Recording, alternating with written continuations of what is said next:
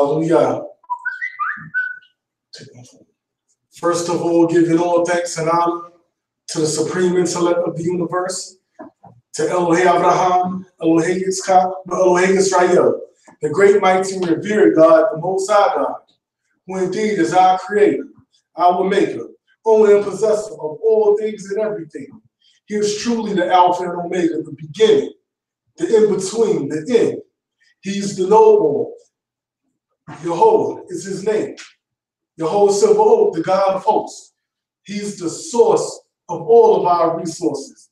The Most High God, the God that we serve, the God that put the breath of life into our bodies. The Most High God that has given the nation of Israel a heritage that's second to none, that has blessed a no people with a heritage, with a tongue, a holy tongue. Great is his name and worthy to be praised.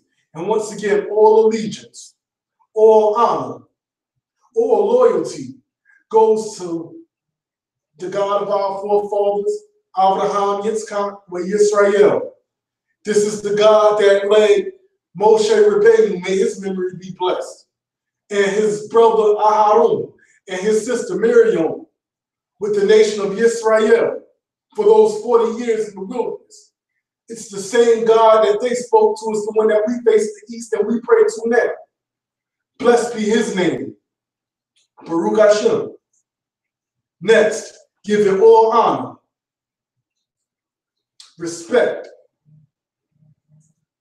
to the leader of Shema Yisrael, Chief Prince of Port Bezabun, asking that the Most High continuously guide him, shield him, protect him, grant him with ample substance, as well as his family.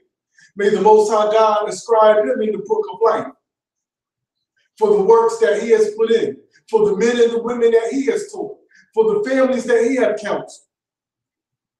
May the Most High God give him the strength to stand when there are so many that are falling to the wayside, so many men, so many women that seem to get weak.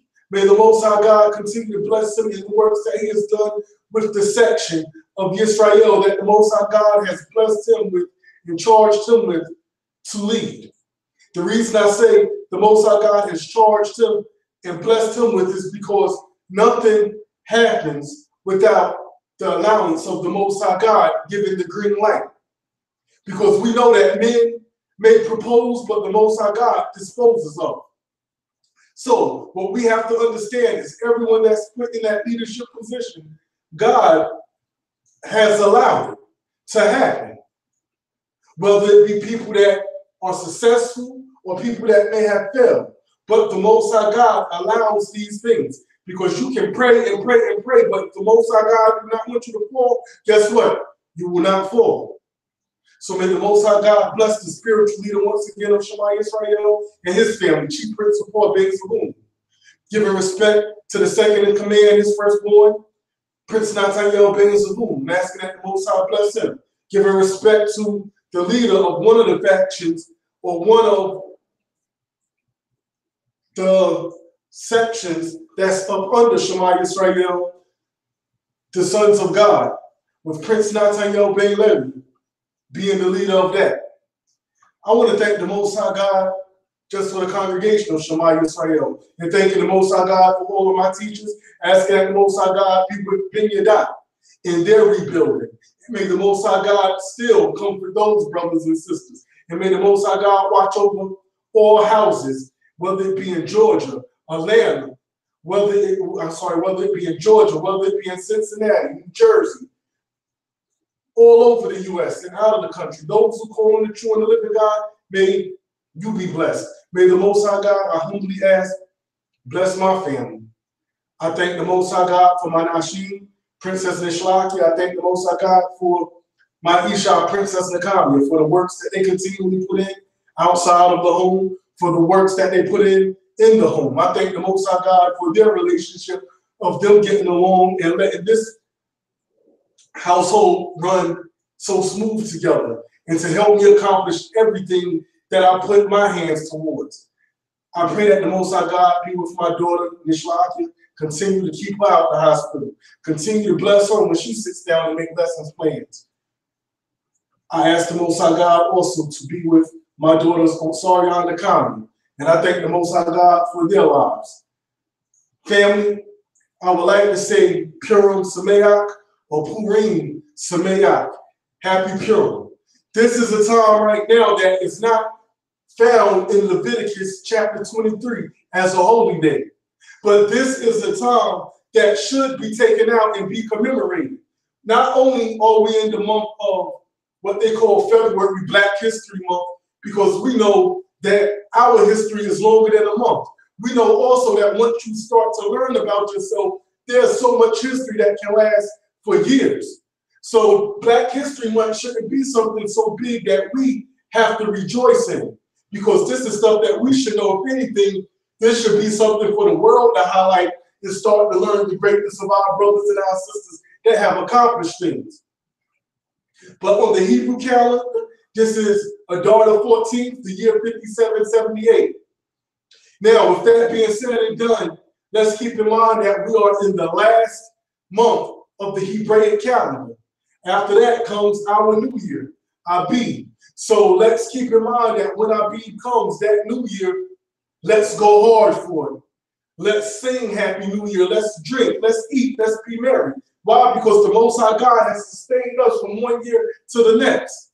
The same way that we went hard for that when we did not know of our calendar, and we said January 1st was the new year, how we would be out partying and celebrating. Let's party and celebrate when it's our new year, when the Most High God said, this shall be the new year to you. Before I go any further, I would humbly like to apologize also for the late start. Not guaranteeing that I will be able to go through the whole book of Esther. But I try my best, and like I said, I apologize for the late start, but I came in from work, just brushed my teeth and so forth, and prepared to come up. So I just got in not too long ago. So for those that are watching live now, may the Most High God be with you, and I apologize, but it's my schedule, and I was still given a duty to do, which is to teach online when it's my turn. So whether one person watches or nobody is watching now, the point is that you still have to be dedicated to your duty, and you cannot be relieved of that duty or that position until you are properly relieved of it. And that proper relief is when leadership says, you know what, we're going to stop with this particular service, or you're properly relieved when someone else comes in and fills your post. So work with my schedule, and if you're not watching it live, if you watch it tomorrow, throughout the week, next month, whatever the case may be, may the Most High God be with you. But once again, I humbly apologize for the late start, and I know I won't be able to get through the book of Esther in detail the way I would want to, because I still have to get up in a couple of hours and do another 12-hour shift. But I thank you all for being here and being patient with me and giving me your ear. So now, like I said, Purim or Purim Sameach, Happy Purim. This comes in on the 14th of Adar. We're going to get into what it actually means. This is a joyous time. This is not a holy day, but it is something that happened in our culture, in our history, something that we should be thinking, take time out, and glorify. This is also a time that our children look forward to. This is a time that I look forward to, because nowhere in the book of Esther will you see the name of the Most High God anywhere. But when you understand who the Most High God is and how the Most High God starts to operate, you will see that he can use men and women as instruments to put forth his miracles. So let that motivate you, family. Let that motivate you to say, you know what? I can be an instrument that's possibly used. It's beautiful also because this book will talk about Mordecai, which is Esther's uncle, but it highlights the righteousness of Esther. Let this galvanize our sisters to look within themselves and see their greatness. Let this galvanize men to look and realize the greatness that we have laying next to us, or the greatness that we call upon the Most High God with in the congregation. That sometimes it's the sisters that's going to hold it and be put in the forefront. And that's what happened here. It took a woman to save the nation at that time. And Esther isn't an anomaly because you see many righteous sisters that did great acts. So let us consider that also. Sisters, look from whence you came and walk in their shadow. And if it's meant to be, supersede what they have done. These are the goals that we have to strive to, family. So now, with this, you're going to see a little history. You'll hear during this time people say, Megillah, Megillah, Megillah. A lot of times you may hear that word Megillah. Megillah only means scroll, or some people say it means volume. But I like scroll. So most of the time you'll hear that word Megillah when it's in reference to the book of Esther. So you're reading from the scroll of Esther. So that's what it's talking about when you actually hear that word Megillah. Now, when you hear that word Purim, it comes from the Hebrew word pure, which means lot. Purim is the plural, which means lots. Lots with dice. So you will start to read, and when we read this, you will see that Haman rolled dice or cast lots or Purim to see when this wicked plan that he had to exterminate our people would come into play. Which seems like if he had to do all of that, maybe he was a little superstitious. And whatever day that the dice came out on, maybe he took it as a sign, this is the day to do it. But when you read this, you will see that right now the nation of Israel is up under King Ahasuerus, which means the nation of Israel was where during this time we were in Persia, because he's the king of Persia. But also what we have to realize is that, guess what? The nation of Israel was still put in the place of servitude, where a decree could be passed out to exterminate a people. But one thing that's evident when you read this book, what makes you say we have to take time out for this, is when you see that, once again, oppression is evident in our history. Oppressors are evident in our history. But guess what else is present in our history? Yah's covenant, Yah's agreement, Jehovah's agreement with his people is all throughout this book of Esther. So yes, once again, you see us being oppressed, you see our oppressors, but you also see Yah's agreement that he will be with the nation of Israel, that as long as the sun rises, guess what? There will be an Israelite. All through this, you will see the covenant that he made with our forefathers, with Abraham, Isaac, and Jacob. May their memories be blessed. That the nation of Israel will forever stand. You will see that God is all throughout this. Despite our oppressors and our oppression, you will see that God's covenant and his word with his people is right there still. In every captivity, Yah's covenant is still there with his people. That's what we're supposed to be thankful for. That's what we're supposed to be celebrating. That's why once I get into why gifts are given and so forth, that it's imperative that you teach your children. We celebrate this time, hang up happy Purim signs. We give gifts in my household. We go all out for this time. You have to make these days special. Why? Because when you start to realize that it was the Most High that took care of your people in captivity, how can you let this day go by without thanking the Father for the Most High looking out for your forefathers? For the Most High God being ever mindful of his covenant. This is what our children have to look forward to. Of course, like I said, when I used to do it in Shema, I made them write a paper to understand what this day was about, because my little daughter, Osaria, when I said Purim, the first thing she said was, we get gifts. Yes, gifts are given. Food is given. You do good deeds. We do good deeds. But that's not just what the day is about.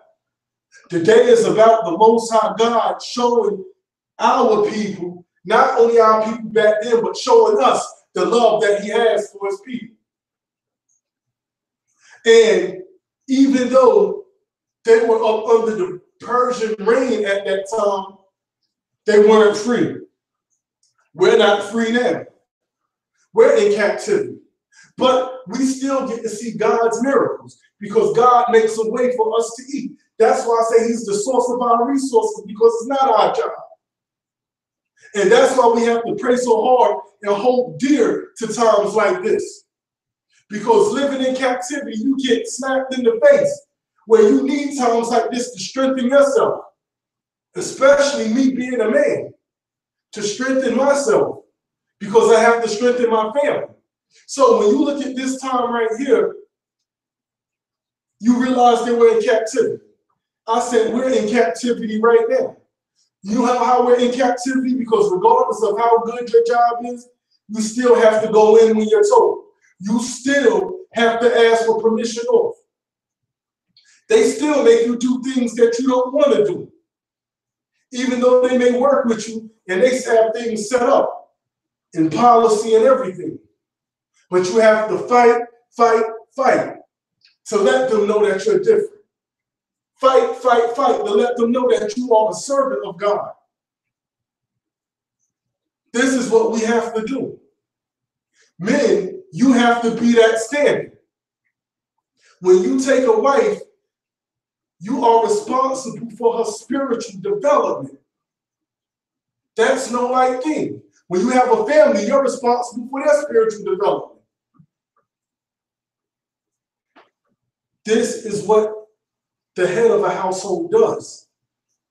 Women, you're responsible for helping uplift that man. You're responsible also for his spiritual development. Why? Because you are responsible for one another and learning how to lean on one another, which brings back that interdependency on one another.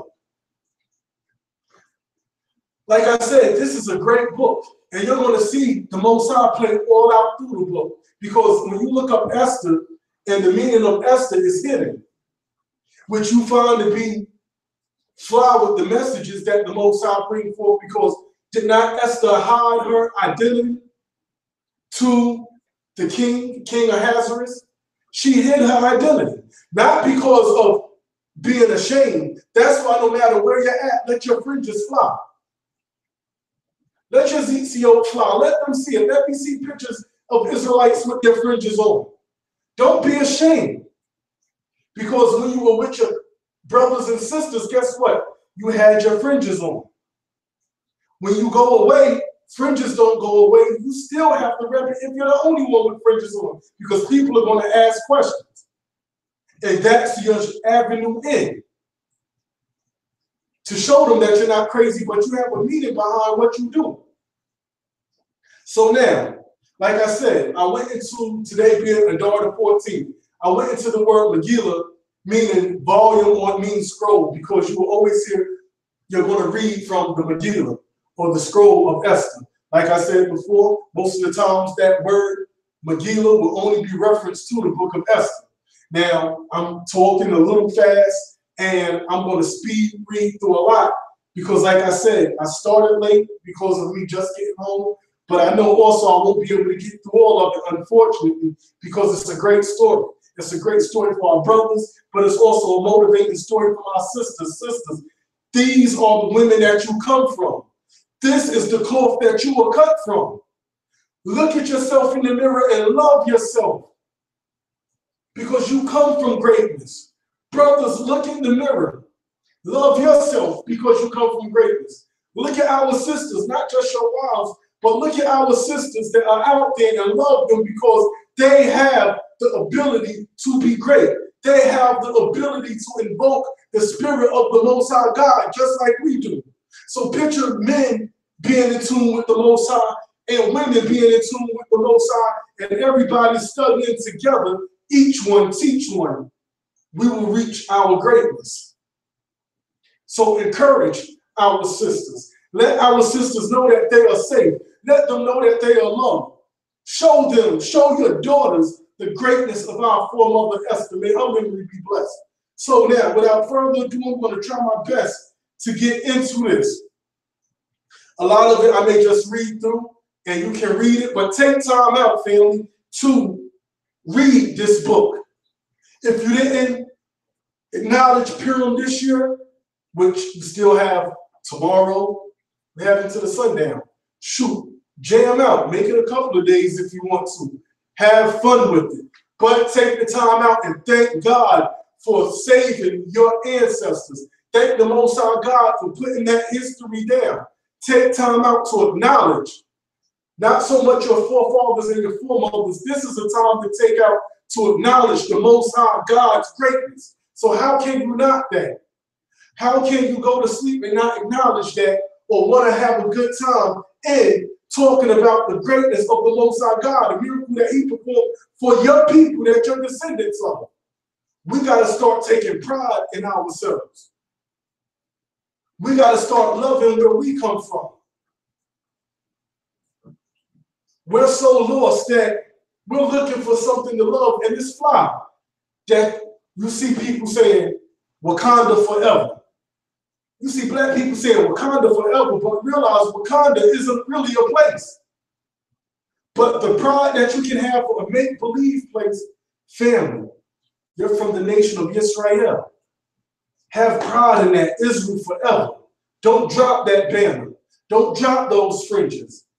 Israel forever. Israel forever. So Esther chapter 1, hallelujah. May the Most High God bless my tongue. Any words that I say or anything that I convey that may be wrong, please know that it comes from me and it's not the words of the Most High God, because his words is pure. The history that he has left for us is pure. It will be solely based on my misinterpretation if I speak anything wrong, and I humbly ask for the Most High God to forgive me if I do that. Hallelujah. Now it came to pass in the days of Ahasuerus. This is Ahasuerus which reigned over India, even unto Ethiopia, over 107 provinces. That in those days, when the king Ahasuerus sat on the throne of his kingdom, which was in Shushan the palace, in the 3rd year of his reign, he made a feast unto all his princes and his servants, the power of Persia and Media, the nobles and princes of the provinces being before him.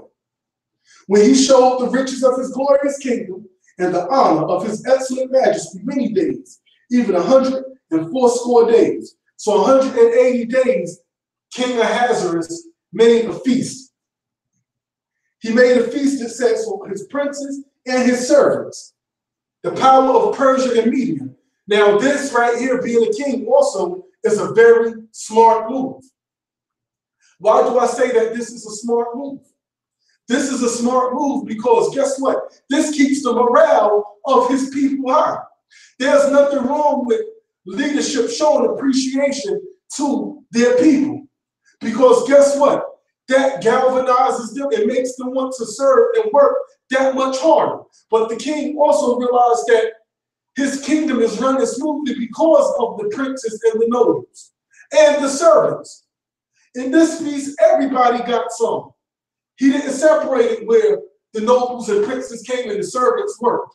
It said for everybody for 180 days. So guess what that teaches us? Those that are in leadership, take time out to acknowledge, take time out to show appreciation. Also bring that into the households. Men, take time out to show appreciation to your wife or your wives. Take time out to show appreciation to your children, because it strengthens them to make them want to continue. And vice versa. Women, take time out to acknowledge your husband if he's doing something good.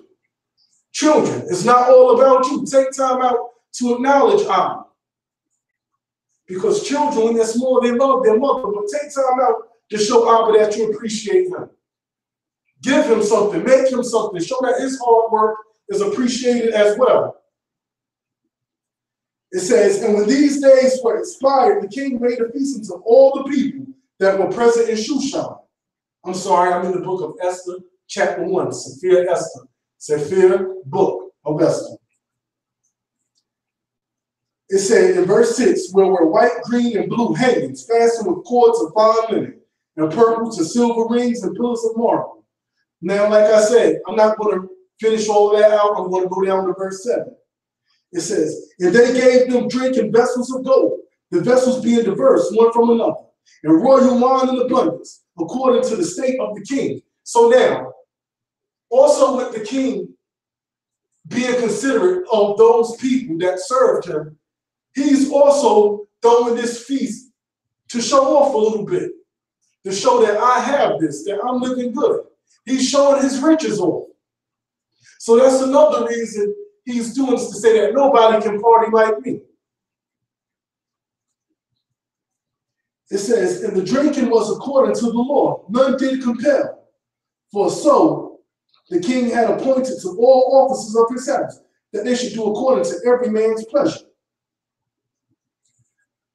Also, Vashti the queen made a feast for the women in the royal house, which belonged to King Ahasuerus. Now, the house that belonged to King Ahasuerus, it said Vashti, his queen, his wife, made a feast for the women also. Now, Vashti had her servants, but what Vashti did was had a good time with the girls. She made sure that her servants, she made sure that the dignitaries that may have been females there enjoyed themselves also. So they just weren't in the kitchen slaving, they were out enjoying themselves. And she did that also because she knew that, guess what, if the men are over here partying, it's only right that I do this for the women. Now, with this, there are two schools of thoughts. Some people, when I researched it, said that during this party, the men and the women mingled. Some said that the men partied on one side or in a place and the women partied in a place. Me, I personally think that both sides are right. Because historically, we think it would be weird for men to party together, to throw music on, drink, dance, and have a good time. Or it would look weird for women to throw music on, dance, drink, and it be a party full of women. But in most Eastern cultures, the men and the women party separately. They party separately. It's more so over here where the men and the women mingle together. And there's nothing wrong with that. You out with your husband and wife or you out having a good time. But I think a lot of the times that in Eastern culture, it was separated to prevent things from happening, because we see how these parties go, mishaps happen, and the way that dances are done today. It says, on the seventh day, when the heart of the king was merry with wine, he commanded Mehumam, Bista, Habona, Bigtha, and Abagtha, Zethar, and Carcass, the 7 chamberlains that served in the presence of Ahasuerus the king. Verse 11, to bring Vashti the queen before the king with the crown royal, to show the people and the princes her beauty, for she was fair to look upon. So now the history says that Vashti was fair to look upon. She was pretty. When you read and start to research where the discrepancy came, it says in verse 12 first, but the queen Vashti refused to come at the king's command by his chamberlains. Therefore was the king very angry, and his anger burned in him. Some people, it says the crown royal. He wanted to show the crown royal off and show the beauty of his wife in the midst of the people. It says in verse 10, on the 7th day when the heart of the king was merry with wine.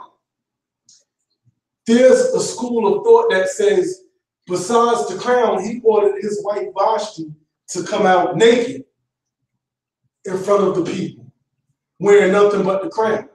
And that's why she refused. I personally don't go with that school of thought, but that is a school of thought out there. None of us were there, but I will go by what the scripture said. And I would think that the people during that time had somewhat of righteousness in them, even though they were Persians. There was still an Eastern people. And for him to eventually, or for it to eventually be said, yo, we have to tell the king he needs to get rid of her, I don't think it was because he summoned her to be naked. I think she was clothed. and she just didn't come out for whatever reason, and it was an embarrassment to the king. But I don't think they would have said, "Hey, king, give her a divorce," if you was telling her to come out naked with nothing but a crown on her head. I think somebody in there would have had enough righteousness in them to say, "Look, king, you were off because you can't have the queen to come out naked in front of people wearing nothing but a crown." So I think she just refused and embarrassed them for whatever the reason may have been. It said, "Then the king said to the wise men which knew the times, for so was the king's manner toward all that knew law and judgment. And the next unto him was Karshina, Shethar, Adama, Tarshish, Miraz, Marsina, and Memucan, the 7 princes of Persia and Media, which saw the king's face, which sat the first in the kingdom." So they saw the king's face. One thing, sisters, that you cannot do not embarrass your husband in public. At a party, do not embarrass him walking down the sidewalk, in a restaurant. Me personally, I don't do embarrassment well. I can't lie. I don't do embarrassment well in public. But then here's the other part of it. If you don't do embarrassment well, then guess what? Don't embarrass your wife either. Because the Most High God is a just God, and righteousness does not play on gender, or righteousness is not just gender-based. Righteousness does not have a gender. Righteousness are actions that are for men and women. So in the same token, just like I can say, women, do not embarrass your husband. Sisters, do not embarrass your husband, because I don't do embarrassment well. We also have to know not to embarrass our wives, because they may not do embarrassment well. And then, if you have to love one another, and if you want what you want for yourself, for your brother, how much more your wife? How much more your husband? So we have to consider how we treat ourselves. So let that be a lesson. It says in 15, "What shall we do unto Queen Vashti according to the law? Because she hath not performed the commandment of the king Ahasuerus by the chamberlains." And Memucan answered before the king and the princes, "Vashti the queen hath not done wrong to the king only, but also to all the princes, and to all the people that are in all the provinces for the king Ahasuerus. For this deed of the queen shall come abroad unto all women, so that they shall despise their husbands in their eyes. Then it shall be reported, the king Ahasuerus commanded Vashti the queen to be brought in before him, but she came not. Likewise shall the ladies of Persia and Media say this day unto all kings' princes, which have heard of the deed of the queen. Thus shall there arise too much contempt and wrath." So now, I don't know if people has ever heard that saying before, that poop rolls downhill. That's this situation. The king and the queen sit at top. Just like how if your supervisors or the supervisors are getting a hard time from their superiors, guess what? It starts from their superiors down to them. It's not going to stop there. They're going to rain down on the subordinates. That's why it says that poop rolls downhill. This is one of those situations. The king and the queen sit at top. If the queen is able to disrespect the king in front of people, what will the other women do to their husbands if nothing happens? Because this happened in public. A woman will quickly say, guess what? Queen Vashti didn't listen to him, and he's the king. So why do I have to listen to you? So what their counsel is trying to do is, as a preventative measure, say something has to be done to show that this will not be tolerated by the queen. And if the queen can get judgment, guess what? Then people say, dang, if the queen can get judgment, anybody can get judgment. So this is what they came up with. That Vashti come no more before King Ahasuerus, and let the king give her royal estate unto another that is better than she. And when the king's decree, which he shall make, shall be published throughout all his empire, for it is great. All the wives shall give to their husbands honor, both to great and small, to the husbands that have rank and to the husbands that do not have rank. Because they're going to say, man, it was put out there that King Ahasuerus said, with this disrespect, Vashti will not come before him anymore, and her estate will be given to another. So now the women are saying, guess what? If we disrespect like this and we violate, this is the decree that was passed. And now everybody's going to tighten up. It says, for he sent letters into all the king's provinces, into every province according to the writing thereof, and to every people after their language, that every man should bear rule in his own house, and that it should be published according to the language of every people. So our people were intelligent. People spoke different languages, just like now. But what he said is that every man shall have charge over his own house. And I'm a firm believer of that even in this day and time. That don't stop. Why? Because it's the Most High, it's man, woman, and child. Why? Because that man shall rule over thee.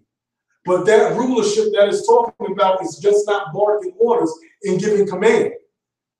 Do you know that that rulership that is talking about when it says, and he shall rule over thee? Guess what? That comes with providing for that woman that you are ruling over. That comes with protecting that woman that you are ruling over. That comes with counseling that woman that you are ruling over. That is what the Most High God is talking about, not that he shall rule over thee with rigor.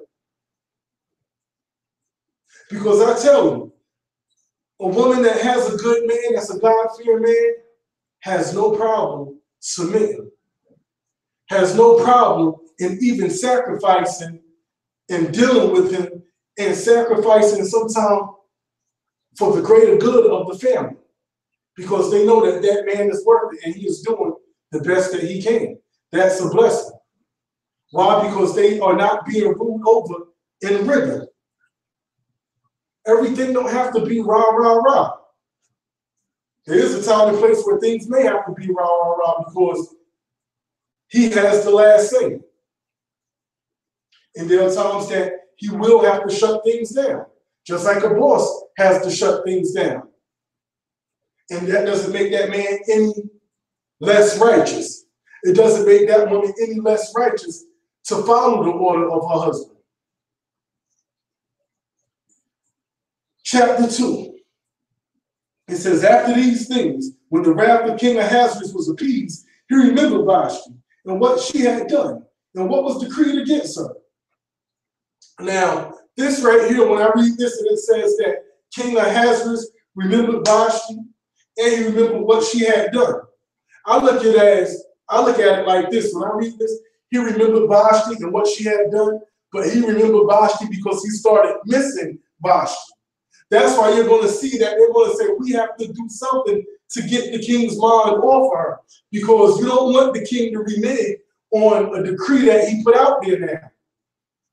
But what does that teach us? Because all of this stuff is done to make us bethink and how to better serve our God, but also how to be better servants to one another, how to be better husbands, how to be better wives. So when you read this and it says that King Ahasuerus remembered Vashti, I personally think that he started to have regrets and started missing Vashti.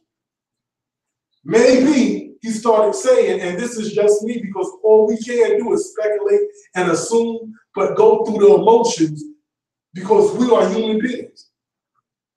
King Ahasuerus gave Queen Vashti a divorce, or just said that she shouldn't come in front of him anymore and her estate will be given to another. Do you think he stopped loving Vashti right after that decree was made? Do you think that he didn't miss Vashti after that decree was made? Why do you think that people divorce and then end up getting back together? Why do you think that in the law, when a man gives a woman a bill of divorce, that she can then turn around and that man can take her back if another man has not entered her? Because he starts missing her, she starts missing him, and guess what? They come to the table and say, look, maybe we can work this thing out. So what does that teach us? Do not make permanent decisions in temporary feelings. That teaches us not to make our decisions when we are in an emotional state. And that's easier said than done. But we thank the Most High God for examples like this. It said, then said the king's servants that ministered unto him, let there be fair young virgins sought for the king, and let the king appoint officers in all the provinces of his kingdom, that they may gather together all the fair young virgins unto Shushan the palace, to the house of the women, unto the custody of Hegay, the king's chamber, keeper of the women, and let their things for purification be given them. So now a beauty pageant, history repeats itself. There's no new thing under the sun. These women that enter these Miss America pageants, you don't think they eat right for this competition? You don't think that they start oiling themselves, soaking themselves, working out to present themselves in their most beautiful form? It's the same thing right here. Before you go before the king, it said gave them all the things for their purification. Some of the virgins, who knows, they may have worked out in the field. So now, guess what's happening? They're having an etiquette class. You see in movies where you get a wild girl that's a nice girl, but her family doesn't have the money to have that upbringing. Charm school. So they teach them how to sit. They teach them how to bow. They teach them how to eat. That's the same thing that was going on right here. It says, and let the maiden which pleaseth the king be queen instead of Vashti. And the thing pleased the king, and he did so. Now in Shushan the palace there was a certain Israelite whose name was Mordecai, the son of Yair, the son of Shimei, the son of Kish, a Benjamite, who had been carried away from Jerusalem with the captivity, which had been carried away with Jeconiah, king of Yehuda, whom Nebuchadnezzar, the king of Babylon, had carried away. And he brought up Hadassah, that is Esther, his uncle's daughter. Because once in captivity, it doesn't change. Once we're in captivity, they take away who we are, our identity. So her name was changed from Hadassah to Esther. Just like we have names that don't have any spiritual meaning. That's why we take on names, because what does Cletus mean? What does Tyron mean? Patrick. What does Shantae mean? Shaniqua. What do these names mean? We were taken and our spiritual names were given off us because words have power, names have meaning. You give a child a name and God willing, you raise them right, they grow up into that name because you're speaking life every time you call them that name. That's why every now and then I play around with my girls. And I won't call my daughter Nishlaki. I say, sit by y'all, so they can hear it. Oh, sorry, y'all. I won't call her, oh, sorry, y'all, all the time. Sometimes I say, treasure of y'all, so you can know. Nakamia, gift of Yah. So they'll be sitting on my lap while I'll call them by the meaning of their name also. So when we were in captivity, this is the reason why we changed our names to give us a name with a spiritual meaning. Because guess what? We were in captivity, but now we're coming up out the muck in the mind. It says, and he brought up Hadassah, that is Esther, his uncle's daughter, for she had neither father nor mother, and the maid was fair and beautiful, whom Mordecai, when her father and mother were dead, took for his own daughter. So you see, we had a real sense of familyhood, man. And that's what we have to get back to. That's why this whole Godfather thing and Godmother thing, it's a serious thing to take on. It sounds cute, but do you know in actuality what you are saying? That if something happens to you, you entrust or you trust that person to raise your children with the standards that you have. That guess what? When you die, or God forbid something happens and there are still children, those children will be raised to still be servants of the Most High God. Mordecai here didn't look at that girl in no way. He took that girl as his daughter and raised Hadassah like his daughter. Loved Hadassah like his daughter. Didn't look at her in no funny type of way. Loved her like his own, because that was his flesh and blood. Mordecai's her uncle. And he treated her as such. So what does that show us also? That we have nieces and nephews. We have to have a relationship with them. To know that, yes, you're my nephew, but guess what? If your father's not going to be around, guess what? They know I'm your father if something happens. I'm your mother if something happens to her. That's what aunts and uncles are there for. Shoot, that's the first line of defense. And that's what we have to know. We have to become more family-oriented. It's incumbent upon our success and our survival. It says in verse 8, so it came to pass when the king's commandment and his decree was heard, and when many maidens were gathered together into Shushan, the palace, to the custody of Hegai, that Esther was brought also into the king's house, to the custody of Hegai, keeper of the women. And the maiden pleased him, and she obtained kindness of him. And he speedily gave her things for purification, with such things as belonged to her, and 7 maidens, which were meant to be given her, out of the king's house. And he preferred her and her maids into the best place of the house of the women. That's the Most High God right there. That's what we have to realize, that when we're going into foreign situations, that the Most High God goes before us. Don't get me wrong, she was pretty, but he took a liking to Hadassah and those that were with her. It's the Most High God that controls the reins of heart. That's how I feel in this job that I'm in. And I remember speaking to Chief Prince, man, and me going hard and saying I'm not going to do certain things and so forth. And he said, you know what, man? He said, man, you be strong. He said, don't compromise. I gave my letter from day one about the Sabbath day. And they said, well, we don't know what to do with this because we never dealt with this before. Then they came up with the option of mutuals, and I can use time. So I may never have time to take a vacation. That's all right because I can keep the Sabbath. But now other doors are opening where, guess what? I may be able to keep my time and keep the Sabbath. But you have to fight. You have to fight. And I remember, and it's starting to happen, and people are taking a liking to me. Thank God on this job, and I know it's not me. I know it's because I represent God, not myself, but I try to put God before me, Yah before me. And that's what happens. And I hear Chief Prince saying now, he said, man, you go in that prison and you can be like Joseph in that prison if you apply yourself. And that's what motivates me every day to go hard in the classroom, because I'm behind in hours because of the Sabbath. They say I may not graduate with the class, and I'm behind, but my scores are right up there with everyone else's.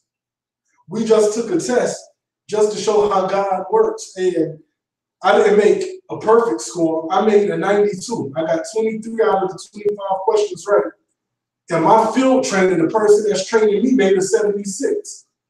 And I said, that's of God, because I'm not there. And I'd be nervous with every test because they're getting lessons that I'm not getting and training I'm not getting.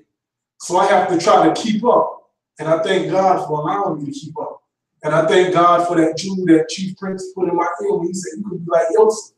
And that's what motivates me, because every time it's time for me to take one of these tests, or I have to miss a day because of the Shabbat, or can't do what they're doing right then, I always hear his voice telling me that. And know I have to go twice as hard when the opportunity comes, and it's the Most High God that allows me to prosper. So Todah Yehovah for that. Now, we're going to continue and keep reading. It said, Esther had not shown her people nor her kindred, for Mordecai had charged her that she should not show it. So now this shows that at the same time, Mordecai gave her counsel. Because now what does that teach us? We don't always have to show our hand. let's always keep a trick in our back pocket. But it also showed that she had respect for Mordecai for what he had done for her.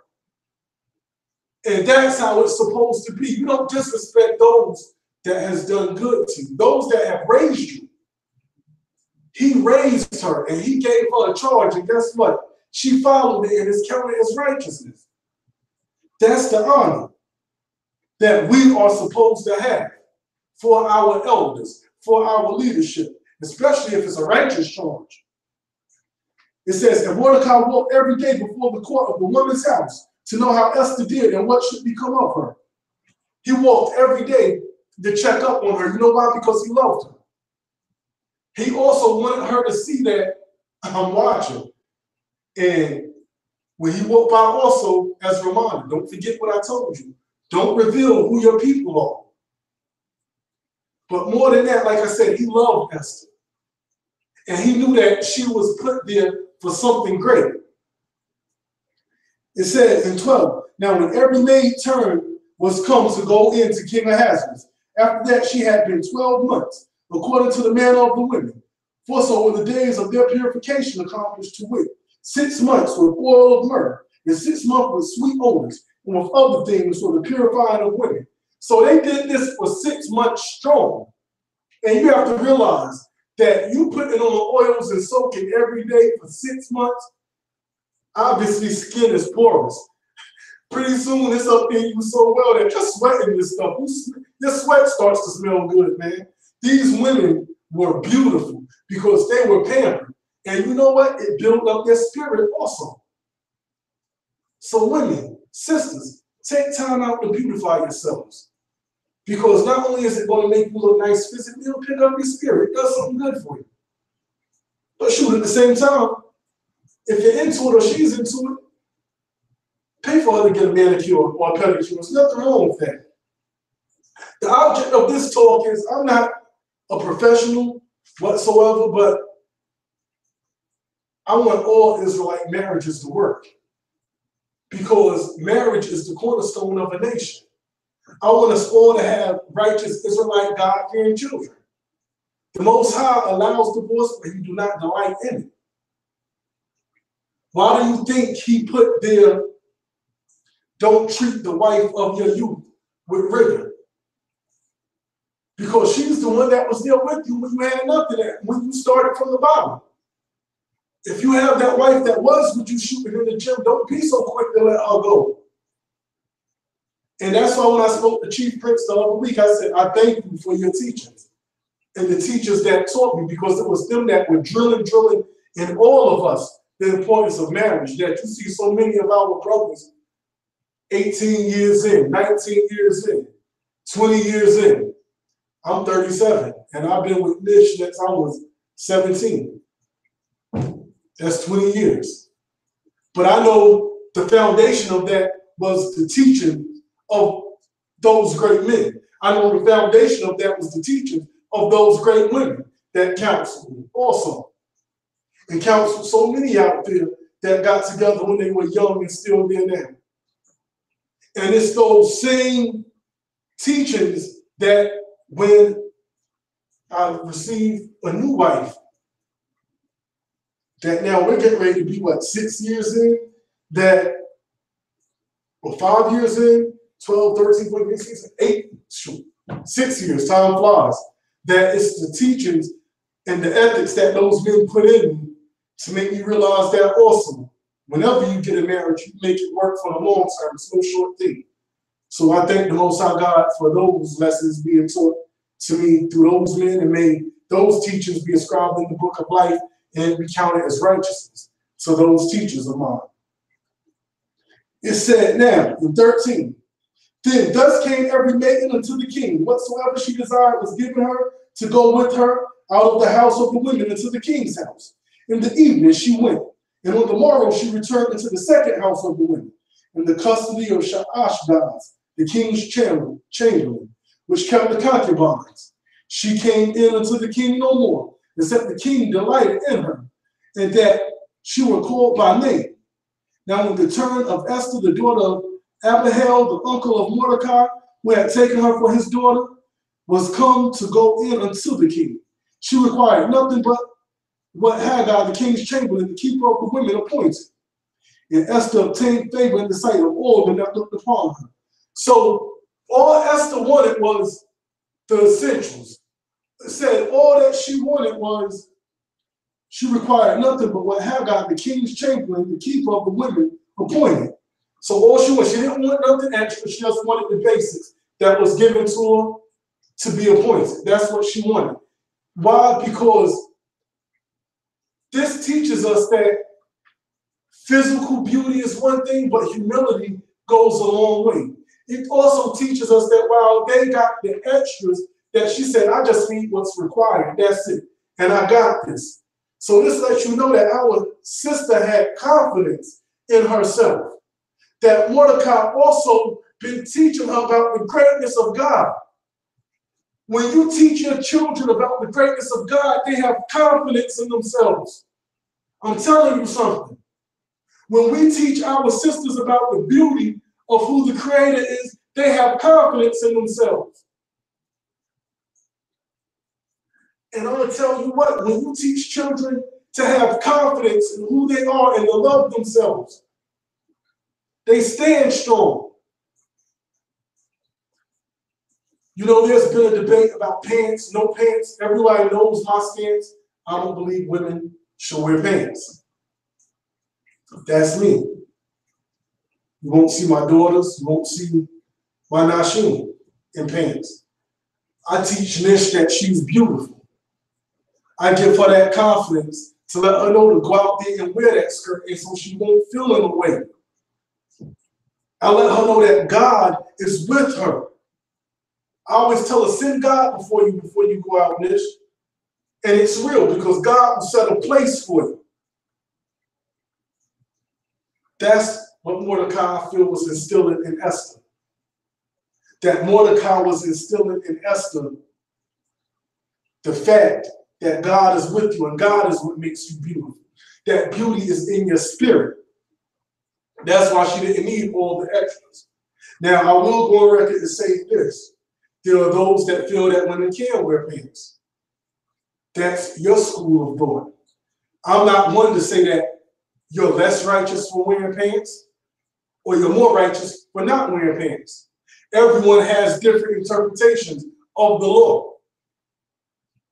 But my stance, I'm going to stand on that stance and uphold my stance. Just like you may stand on your stance and uphold your stance. It's going to be the Most High God to touch you, to touch me, to say who's right, who's wrong.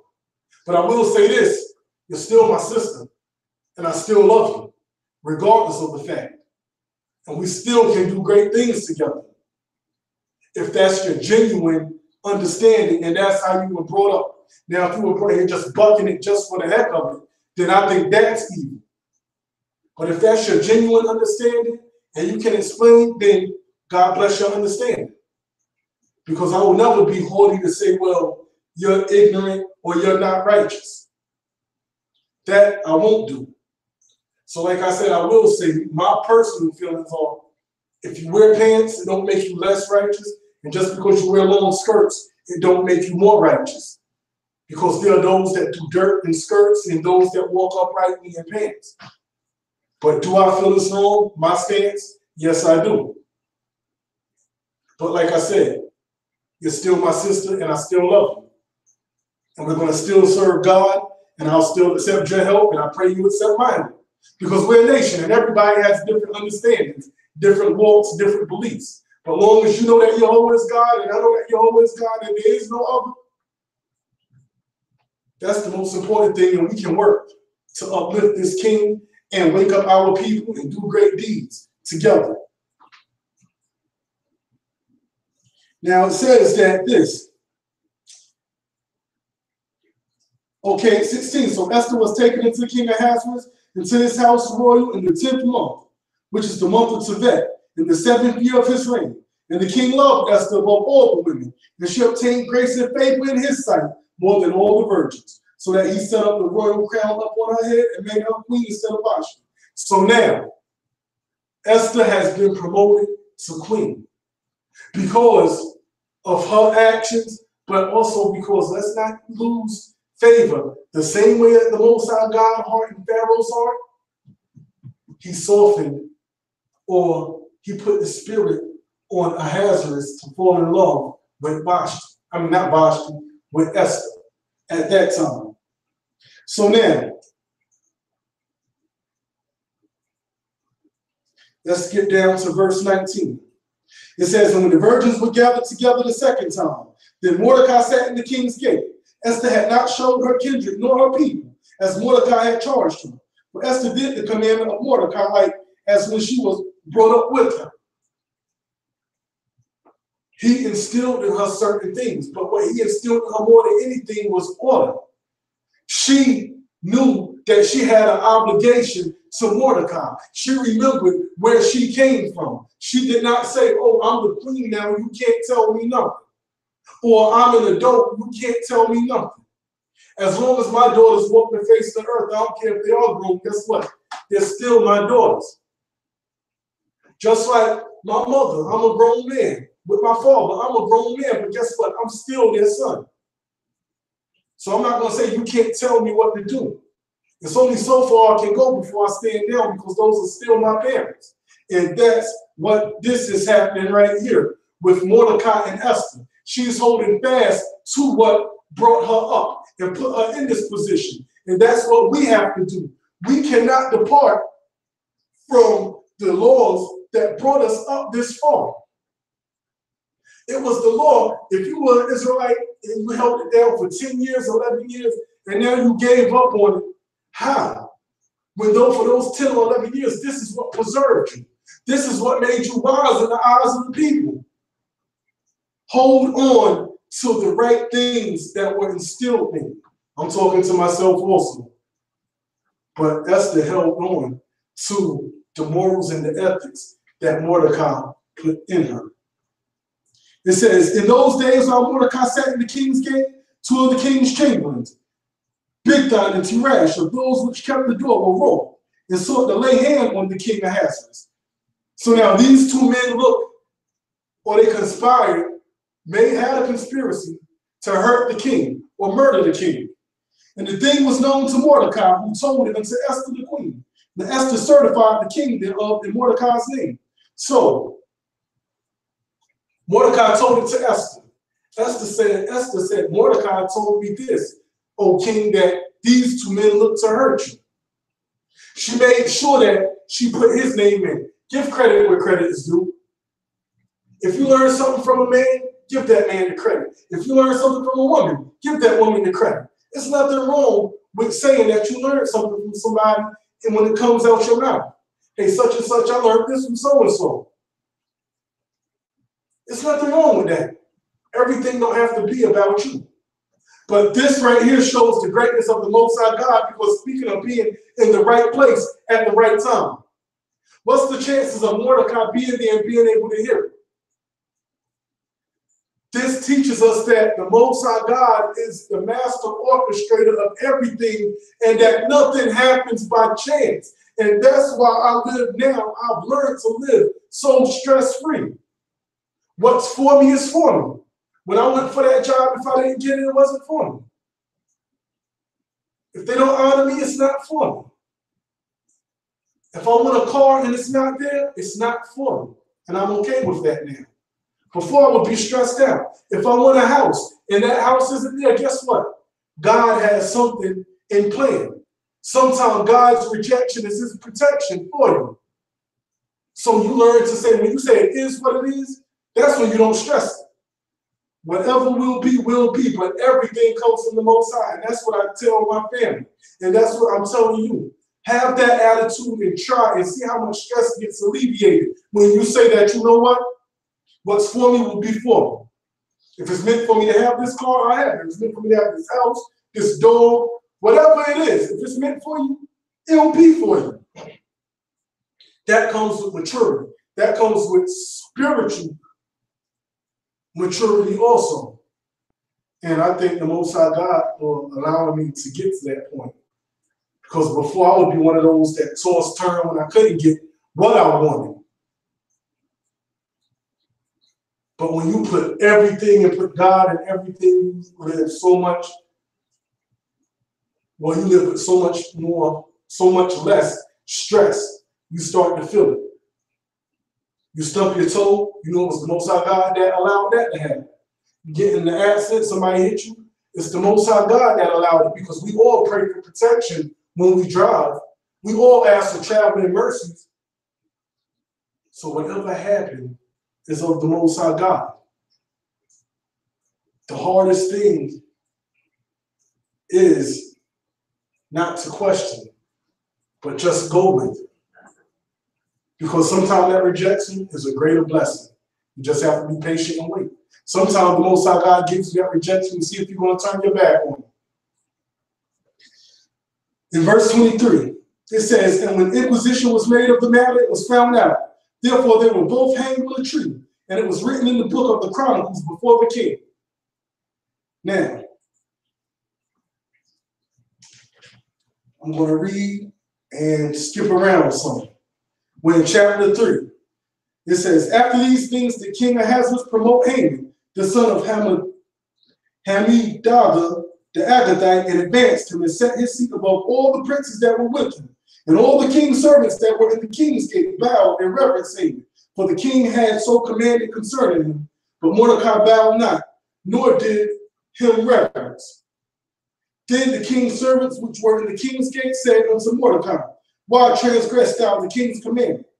Now it came to pass, when they spake daily unto him, and he hearkened not unto them, that they told Haman to see whether Mordecai's matters would stand, for he had told them that he was an Israelite. So he told them, I can't do this. I'm not bowing before no man, especially a man that's not of my people. And he said, the reason I can't do it is because I'm Hebrew. We bow and show fear to the Most High. That's what we do.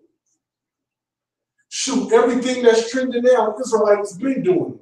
We've been up on history. We've been not standing at national anthems. We've been doing this. Going to games, everybody standing up, and we sitting down. And it takes hard to do that because 2 or 3 of you sitting down when the whole stadium is standing there surrounding you. They're looking at you. But you have to walk through that fire.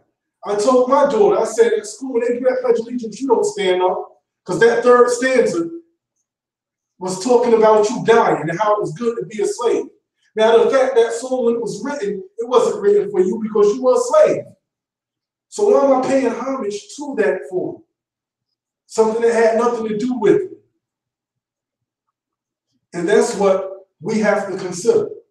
That's the hard part right there, but you have to do it. Make your stance. Let it be known. Let it be known. Be the odd man out. Because they're going to ask, well, why didn't you stand? Some of your people may ask, why didn't you stand? And you'll tell them, and at least they'll give them something to think about. But this is what Mordecai is doing. He's bucking the system. And when Haman saw that Mordecai bowed not, nor did he reverence, then was Haman full of wrath. And he thought scorn to lay hands on Mordecai alone, for they had showed him the people of Mordecai. Wherefore Haman sought to destroy all the Israelites that were throughout the whole kingdom of Ahasuerus, even the people of Mordecai. So Haman went not only to destroy Mordecai, but you know what that represented? Mordecai represented the beliefs of the nation of Israel. So if Mordecai wouldn't do it, guess what Haman was saying? If Mordecai is not going to do it, they're not going to do it. And this is where it's imperative that we back one another. We can't be like this anymore. We have to stand like this. So sometimes you ride. You may not understand what you're riding for, but you ride with your brother. You ride with your sister. And get to understand it later. Sometimes we don't have time to talk. But if I see my brother not standing, guess what? I'm not going to stand either. You don't hang them out to dry. We'll discuss what the heck just happened once we get behind closed doors. Because sometimes you don't have time to. But what Haman was seeing that if he's not going to do it, they won't do it. So I have to get rid of Mordecai and all of his people. Because that was the pride of Haman. Never mind everybody else that's showing you respect. I need that one to show me respect. And that goes to show what goes on in life also. Sisters, I'm going to talk to you because you're precious. Your virginity is precious. Once it's given, you can't get it back. That is so precious that the Most High God has a penalty for you if you play the whore inside of your father and your mother's house. But there's a stipulation on your virginity. There's so much a stipulation on it that there's a dowry for your virginity. You're special in the eyes of the Most High God. That girl that's different, that girl that's wearing the skirt, that girl that's speaking of God, that girl that's not going out on a Friday night, those are the ones that the boys are going to try to get. Never mind all the other girls they can have. They have that spirit of Haman on them. Where Haman is blind and everybody else that's showing reverence. I need to get Mordecai. They're blind with all the other girls they can get. I need to get that Hebrew sister because she's different. Don't fall into that. Talk. During this day and time, the pressures are great. Sometimes our children are the only ones inside of those schools. Make sure they have ways or people they can talk to. Take your daughters out. Talk to them. Take your sons out. Talk to them. Forget that. Sit in the house. Talk to them. And let them know that it's okay to be honest. Because we're all about nation building and saving our families and strengthening our families. In 7, it says, in the first month, that is the month of Nisan, in the 12th year, or the month of Abib for us. Nisan is the name that it was changed to during the Babylonian captivity. In the 12th year of King Ahasuerus, they cast Purim, that is the lot, before Haman from day to day, and from month to month, to the 12th month, that is the month of Adar. So that's where Purim comes in, because they cast these lots.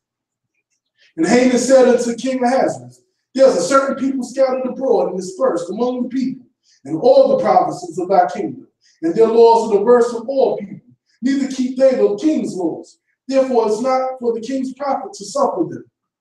Haman knew that these people were different. Our people are different. People are supposed to know that we're different, that we eat different, that we don't do everything that people do. There's nothing wrong with being different. It may be hard to be different, but it has to be known that we're different. At the same time, we're different. Please understand that we're different, and there's nothing wrong with being different. We're meant to be different. If it please the king, let it be written that they may be destroyed. And I will pay 10,000 talents of silver to the hands of those that have the charge of the business to bring it into the king's treasury. And the king took his ring from his hand and gave it unto Haman, the son of Hammedatha the Agagite, the Israelites' enemy. And the king said unto Haman, the silver is given to you, the people also to do with them as it seemeth good to be. You know why? Because the king, Ahasuerus, trusted Haman. So Haman didn't have to say much. If this is what you say, Haman, your word is good with me. Take my ring, my signet, and put the decree out there. So now, that's what happened. So now, just to speed it up a bit, a decree is going to be passed by Haman. We're going to skip down to 13. Basically, a letter was written on the 13th day of the first month, and there was written according to all that Haman had commanded, and to the king's lieutenants, and to the governors that were over every province, into every language. In verse 13, it says, and the letters were written and sent by post into all the king's provinces to destroy, to kill, and to cause to perish all Israelites, both young and old, little children and women, in one day, even upon the 13th day of the 12th month, which is the month of Adar, and to take the spoil of them for a prey. The copy of the writing for a commandment to be given in every province was published unto all people, and they should be ready against that day. The post went out, being hastened by the king's commandment. And the decree was given unto Shushan the palace. And the king and Haman sat down to drink, but the city Shushan was perplexed. The people in Shushan didn't understand what was going on, and they were confused. So Haman, because of his evil pride, said, we're going to put this decree out to kill all Hebrews. This is the part right here that gets real. But this is the part in our life where spiritual warfare is so important. And when we know the Most High's word, in the book of Isaiah, I'm going to go there for a minute. Isaiah chapter 54. We all like this. And this is things that are put there to motivate us. Isaiah chapter 54, verse 17. Hallelujah. It says, no weapon that is formed against thee shall prosper. And every tongue that shall rise against thee in judgment, thou shalt condemn. We're going to stop right there. That's the first thing that I thought of when I was studying it this time. No weapon formed against us shall prosper. No evil thing that's talked about shall prosper. That's why it's imperative that we are right with the Most High. No physical weapon is going to prosper. No physical weapon is going to prosper. Because are we still not here? The world knows who we are. The world knows who the Israelites are. The world knows that some of us are awoke, and the ones that aren't awoke, they're doing their best to make sure they do not wake up. But we're still here. No weapon formed shall prosper. This is what we have to go on when we're going through our controversy. Because this right here, he's trying to ride on the nation of Israel, but no weapon formed, and anything that comes out of his mouth is going to take place. Let that passage in Isaiah strengthen and comfort you. It says, when Mordecai perceived all that was done, Mordecai tore his clothes and put sackcloth and ashes and went into the midst of the city and cried with a loud and bitter cry, because Mordecai loved his people. And Shushan didn't understand why this decree was put out. What did they do? And Mordecai was hurt because he loved his people and realized that, guess what? He may be the cause of this. But what did he do when he heard bad news first? And this is what we have to learn how to do. Pray. He tore his clothes and put sackcloth on. He started to afflict himself. He started to humble himself to try to get the Most High's attention. So what did he do, and what does that teach us? Sometimes we have to take ourselves out of our comfort zone, which is eating, looking pretty, smelling good, to humble ourselves before God to get the Most High God's attention. Take yourself out of that comfort zone and say, look, Most High, I'm coming to you in my purest form. Hear me out. Because fasting catches the attention of the Most High, because you are now depriving yourself of pleasures to try in an attempt to merge yourself and present yourself before the Holy One of Israel. There's power in prayer. You think I'm kidding? How many times have you prayed and something was answered? Think about it. That's no light thing. That lets you know that the Most High God was there. How many times have you prayed for understanding on a scripture, and then eventually it's revealed to you? Either it comes to you or someone says something to make it click. That's the Most High God. So what does that teach us? When calamity hits, we cry out to God first.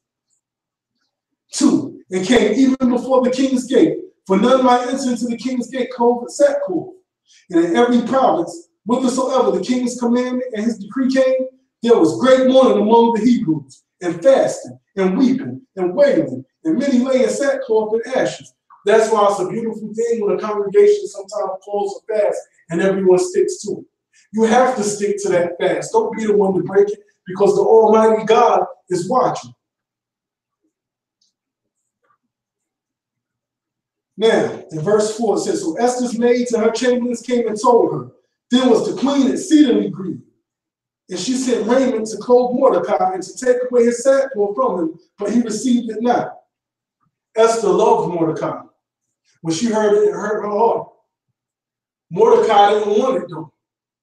Why didn't Mordecai want it? Because what that shows is that Mordecai loved his people. And I'm telling you, the job that I'm working in, by no means am I Mordecai, but it hurts to see your people like that. Where it's like, damn, are they the only ones that commit crimes? Where's everybody else at in here? It hurts you to see your people like that. And that's not a place for anyone to go and be for a long time. Not the innocent. The guilty deserve it. But what happened is he couldn't be comforted because his people were in hardship. And that's what we have to realize. If you're eating and your people aren't eating, what good is it? If you're doing good and you're not looking out for your people, what good is it? You want to bring your people along for you, with you for that ride, if you can. 5. Then called Esther for Hatak, one of the king's chamberlains, whom he had appointed to attend upon her, and gave him a commandment to Mordecai to know what it was and why it was. So Hatak went forth to Mordecai into the street of the city, which was before the king's gate. And Mordecai told him of all that happened unto him, and the sum of the money that Haman had promised to pay the king's treasuries for the Hebrews to destroy them. I'm going to skip down to verse 9. Oh, verse 8, sorry. Also, he gave him a copy of the writing of the decree that was given to Shushan to destroy them, to show it unto Esther, and to declare unto her, and to charge her that she should go in unto the king, to make supplication unto him, and to make request before him for her people. And Hatak came and told Esther the words of Mordecai. Again, Esther spake unto Hatak, and gave him commandment unto Mordecai. All the king's servants and the people of the king's province do know that whatsoever, whether man or woman, shall come into the king, into the inner court, who is not called, there is one law of his to put him to death, except such to whom the king shall hold out the golden scepter that he may live. But I have not been called to come in until the king these 30 days. So Mordecai is telling Esther, now you have to go and plead for your people, because the hit is put out. Money is on our head now. And she said, I can't do this. She said, because this is the rule. And we all know the rules. The king don't call you no matter who it is. You're put to death. So she's scared. She don't want to die, and I can't blame her. We can't blame her. And they told Mordecai Esther's words. Then Mordecai commanded to answer Esther, think not with thyself that thou shalt escape the king's house more than all the Hebrews. He said, don't think that you're going to escape once he finds out that you're a Hebrew. Why? Because now he's already going to be tight that you didn't tell who you were from the beginning. And he's going to say, well, why didn't you tell me who you were from the beginning? Nothing makes a man or a woman more furious than something that was hidden that should have been told in the beginning of the relationship. And now it's just sprung up on you like this. So now he's going to be tight. It says, for it thou altogether holdest thy peace at this time, then shall there enlargement and deliverance arise to the Hebrews from another place. So he's letting it be known that if you be quiet on this situation, Hadassah, because he's upset, he's not calling her Esther. Maybe he never called her Esther. But now he's saying Hadassah and putting emphasis on it. Don't think that salvation won't come from another place. And that's what we have to take the words of Mordecai. You lose one job, there's another job for you. Never has he seen the righteous forsaken nor a seed begging bread. Remember that. So he's letting Hadassah know at this time that salvation is going to come, even if it's not from you. But thou and thy father's house shall be destroyed. Now who knows whether thou art come to this kingdom for such a time as this? So now he's asking her, who knows if you weren't put in this position for this time? You have to look at yourself, and he taught her about who the Most High God was, and I'm sure he said, everything happens for a reason. Everybody is placed there for a reason. But let this be a fact to know also that you have to talk when you see evil. Mordecai is telling her to stand up because an evil thing is about to occur. Let that translate to us that when we see evil, we have to speak up, and we can't be quiet. It's not saying that we're holier than thou because we all make mistakes. But damn it, it has to be a time when we can come in and eventually chastise one another without saying, oh, but you did such and such. What about the time you did this? Okay, but we're not talking about that time right now. let's talk about this. And I'm not talking about it the devil, I'm talking about it because I love you and because I don't want to see nothing happen to you, but also for the sanctification of our nation.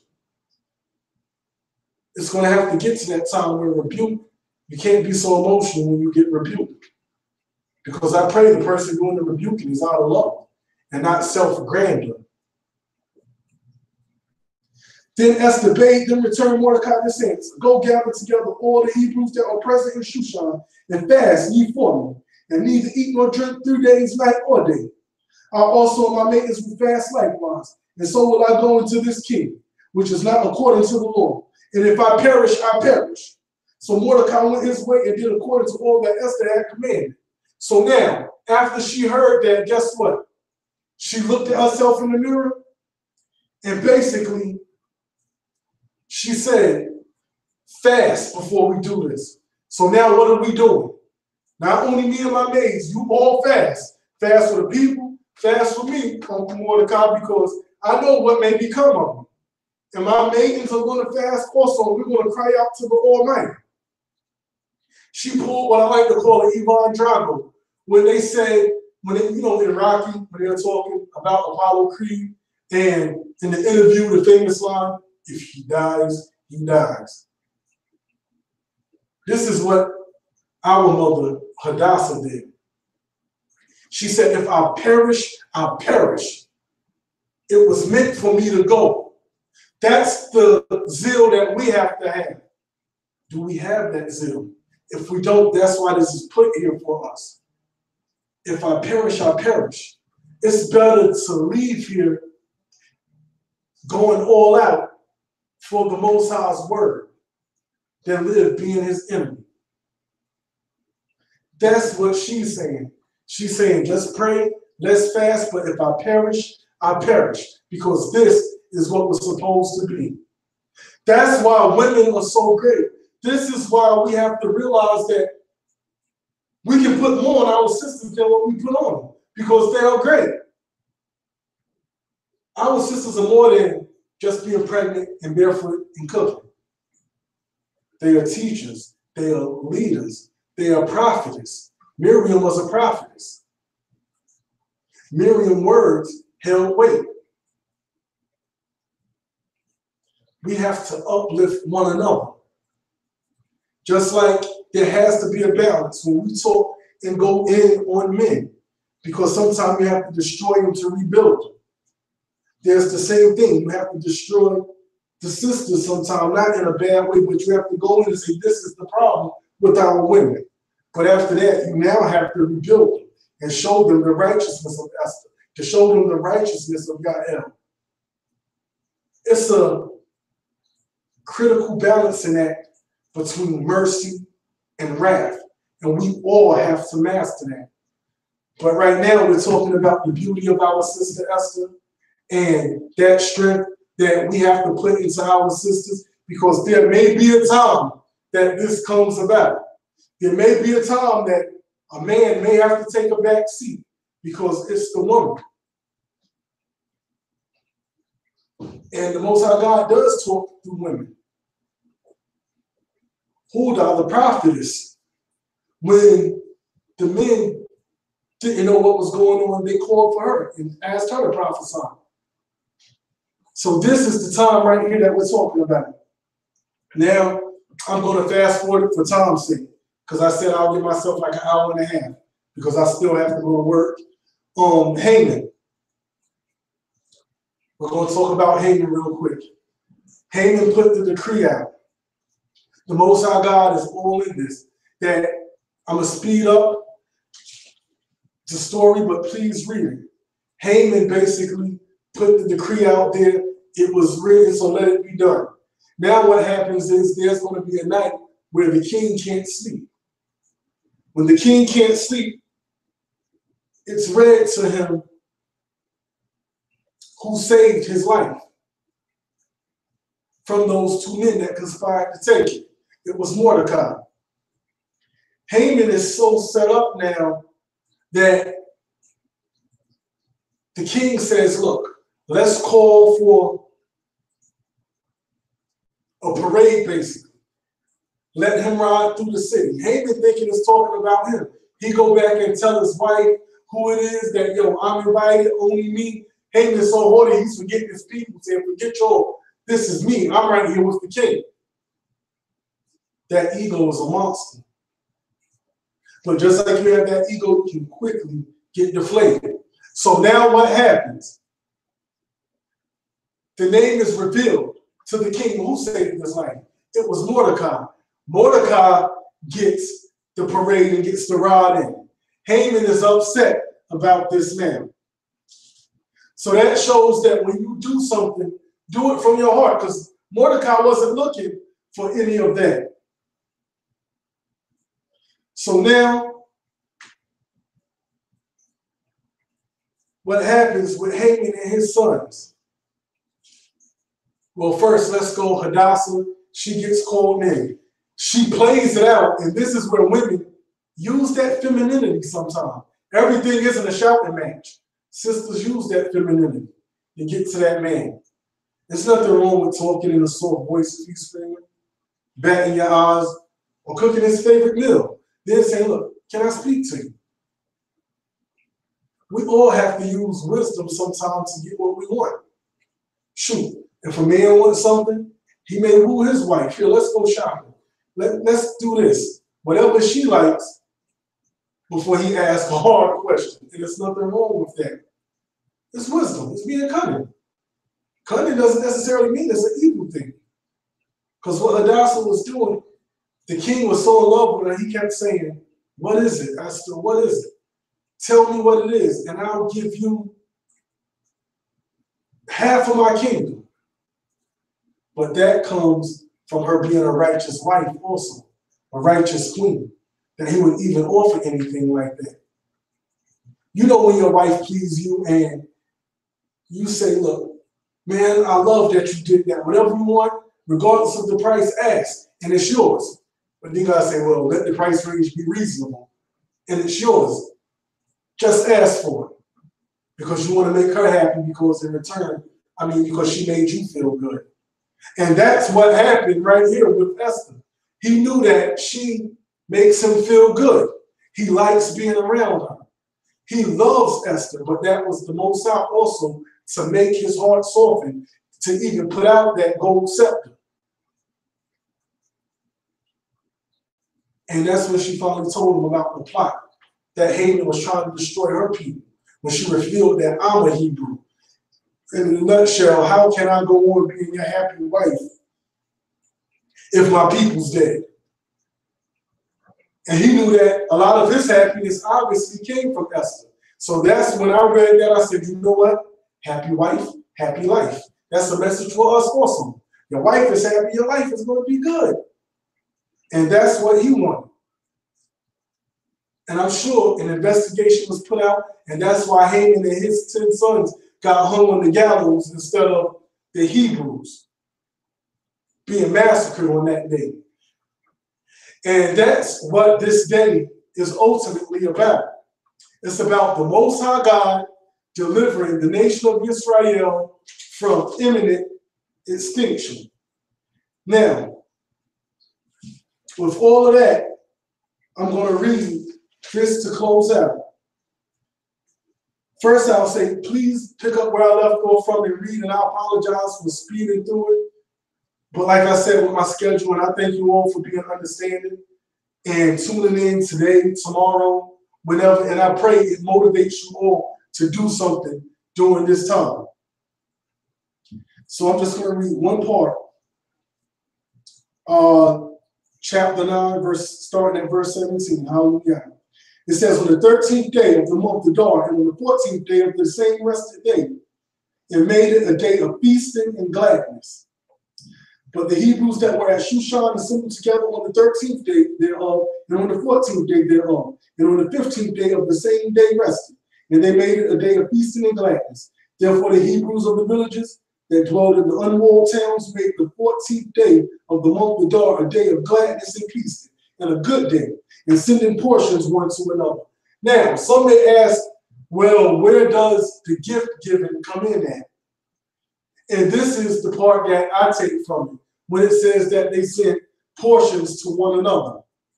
Those portions I feel could mean food, but I also mean those portions could mean gifts to one another because they were happy and rejoicing.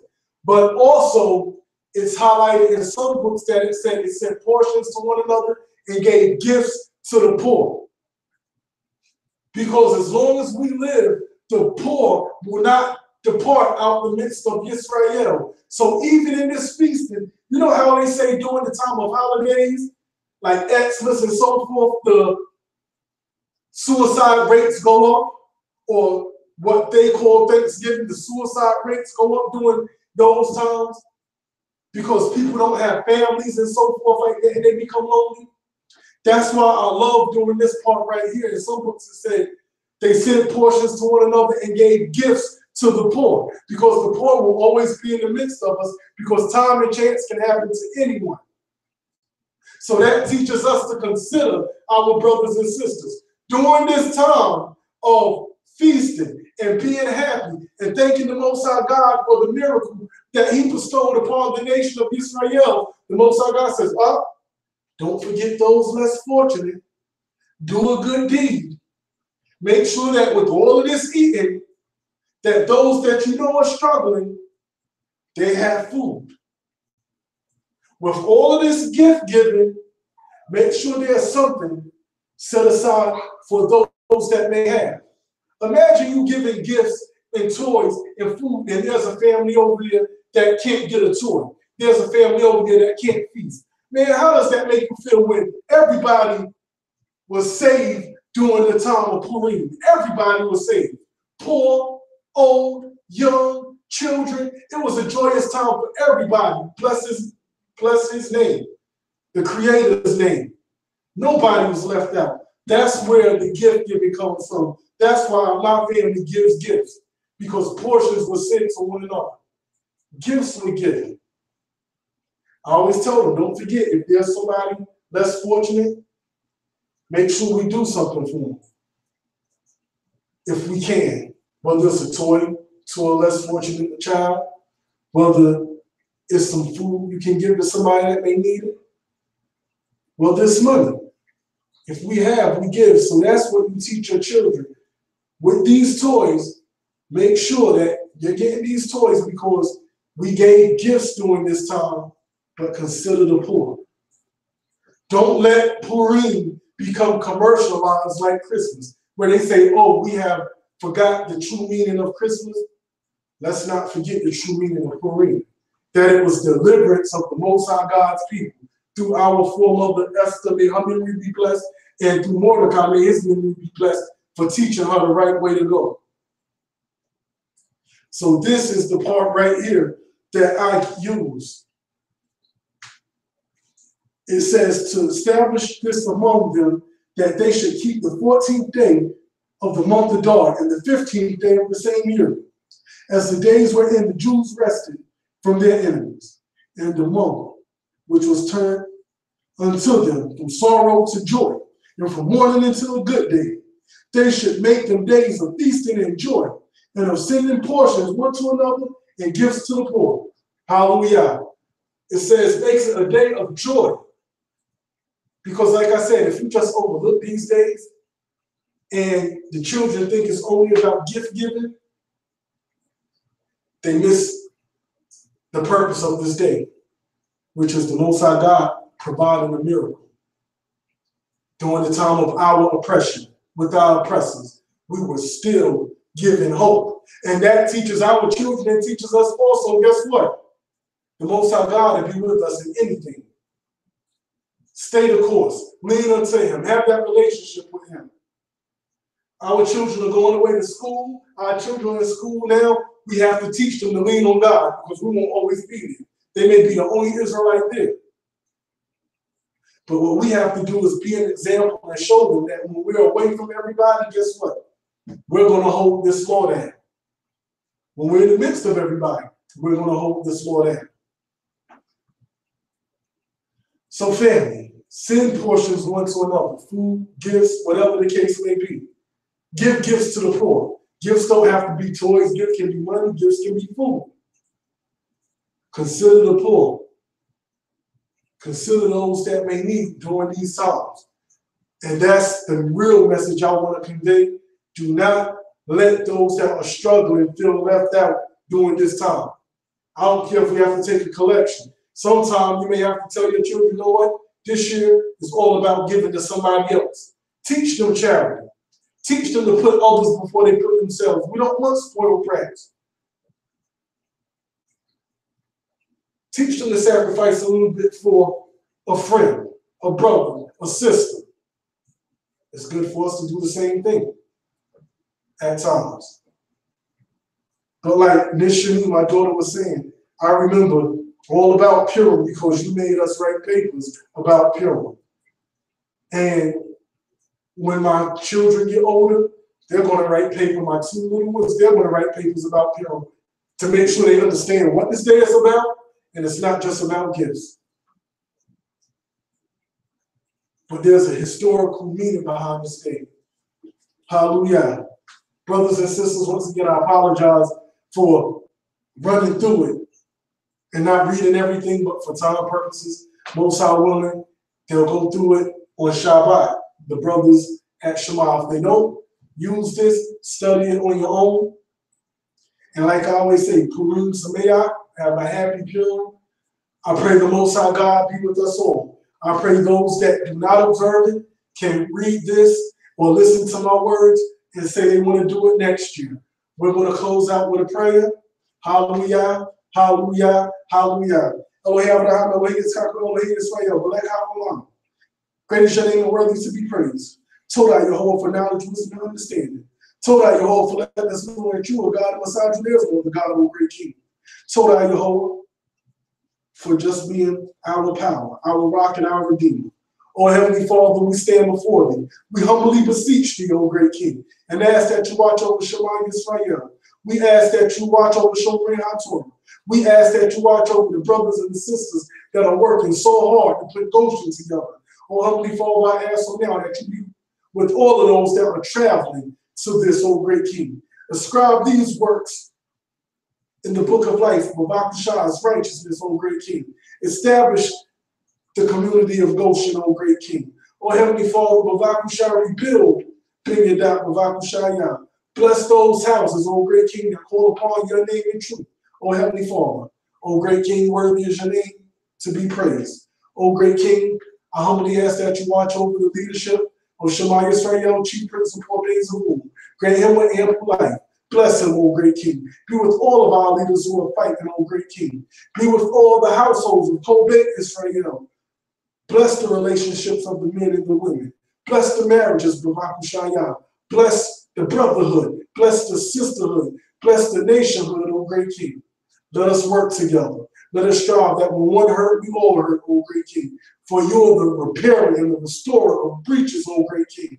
Repair those breaches, restore those breaches between brothers, between sisters, O great King.